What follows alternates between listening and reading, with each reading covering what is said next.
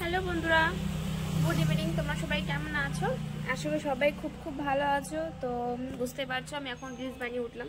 তো রিলস আমার কমপ্লিট হয়ে গেছে। আজকে এই শাড়িটা করে রিলস বানিয়েছি। কেমন লাগছে আমাকে সাজুগুজু করে বলো, ভালো লাগছে?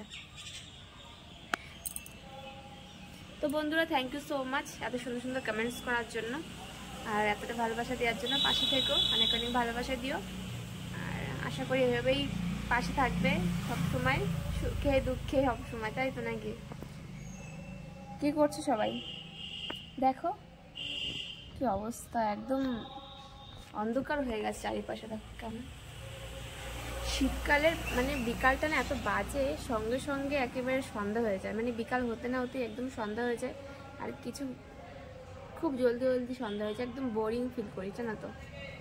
কিন্তু কিছু করার নেই, আর কয়দিন পরে চলে আসবে গরম, তাই তো নাকি?